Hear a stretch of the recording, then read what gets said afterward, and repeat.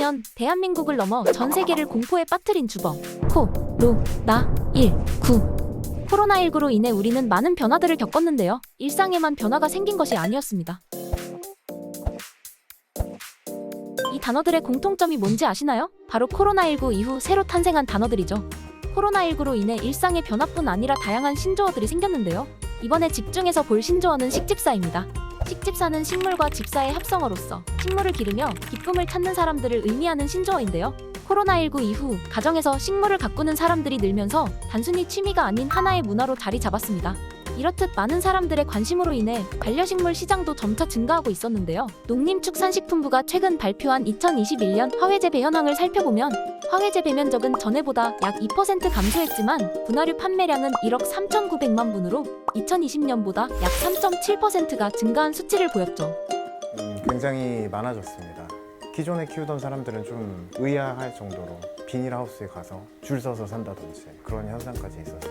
제일 첫 번째로 생각하는 거는 릴렉스의 개념입니다. 우리는 굉장히 긴장된 상태로 일상생활을 하고 있습니다. 그런 것들을 조금 더 완화시켜주는 그런 효과가 굉장히 크다고 봐요. 실제로 많은 사람들이 코로나19 이후 반려식물을 구매하고 정을 갖고 기르는 것을 확인할 수 있었는데요. 경기도의회는 반려식물에 대한 사람들의 애정과 관심도를 확인하고 이와 관련된 조례를 발의했습니다. 바로 경기도 반려식물 활성화 및 산업 지원 조례. 반려식물에 대한 정의부터 반려식물 재배 활성화 및 반려식물 산업 발전을 위한 기본계획 시행계획의 수립, 지원사업 등을 명시하고 있는 전국 최초의 조례인데요. 신종 코로나19 바이러스 감염증 이후 반려식물에 대한 수요와 관심이 지속적으로 증가하고 있는 만큼 반려식물을 활성화하고 관련 산업을 체계적으로 지원하기 위해 본조례를 발의했다고 합니다. 뿐만 아니라 반려식물을 키우며 식물과의 정서적 교감을 통해 삶의 행복감을 가지는 사람이 증가함에 따라 이 조례를 통해 경기도민의 삶의 질 향상에 도움을 줄 수 있고 지역 경제 발전도 도모하고 있다고 합니다. 실제로 반려식물 관련 소비자 인식조사 결과에 따르면 정서적 교감 및 안정을 위해 반려식물을 기르는 수치가 54.8%로 가장 높은 수치였죠. 경기도 반려식물 활성화 및 산업 지원 조례가 실제로 어떤 지원 내용을 담고 있는지 확인해봤습니다.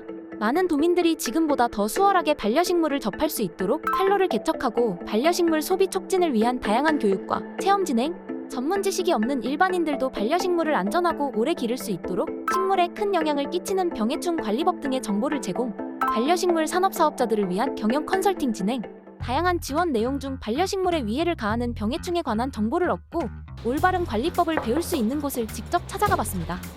네, 안녕하세요. 네, 안녕하세요. 네. 이곳은 사이버 식물병원.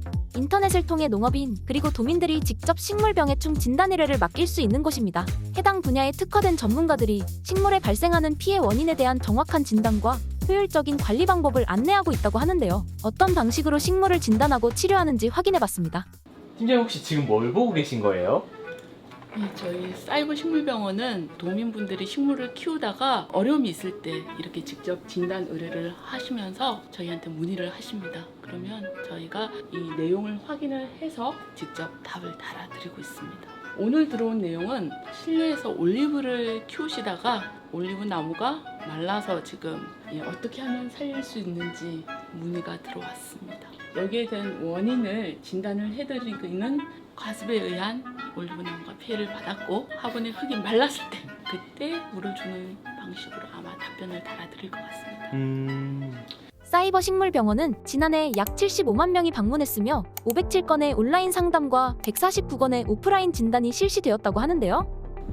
사이버 식물병원이 시작된 거는 2009년부터 시작이 됐었고요. 코로나 이후로 사용자분들이 더 많이 증가된 것 같습니다.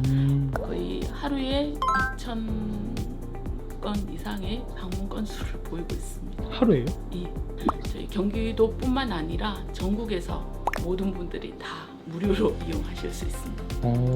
온라인으로 증상과 사진을 통해서 문의를 하실 수도 있고요. 우편이나 아니면 직접 방문을 통한 오프라인으로도 문의가 가능합니다.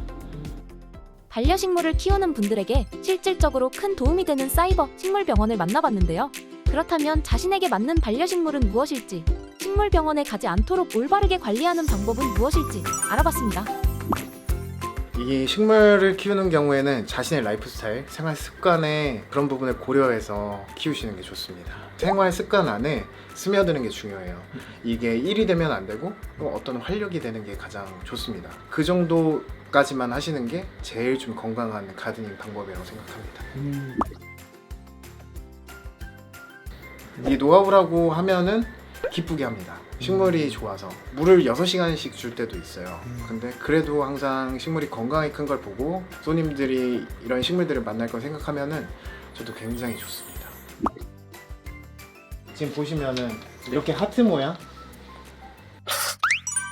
저 식물의 이름은 난가리텐스라는 식물입니다. 좀 저광에서도 잘 자랄 수 있는 식물이라고 볼 수 있습니다. 이 필레아 페페라는 식물인데요.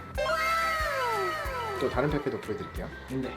자취하는 사람은 공간이 크지 않는 게 전제하에요. 그래서 조금 작은 식물들 이렇게 자리를 많이 안 차지하고 빛 요구량이 적은데 좀 우리가 키울 수 있는 식물들이 좋은 것 같습니다. 코로나19 이후 급격히 성장하고 발전하는 반려식물 산업과 그에 관한 경기도의회의 조례에 대해 알아봤는데요. 경기도의회는 지금보다 더 많은 지원과 활동을 이어나가기 위해 노력한다고 했습니다. 경기도 농업기술원과 손을 잡고 반려식물 교육을 진행할 수 있는 시스템을 만들 것, 반려식물 축제의 날을 만들어 도민들과 더 가까이서 소통할 것, 마지막으로 어르신이나 홀몸 어르신분들께 화분 나눠주기 운동 캠페인을 통해 그들에게 활력을 주고 반려식물에 대한 관심도 높이는 캠페인을 계획 중이라고 했죠.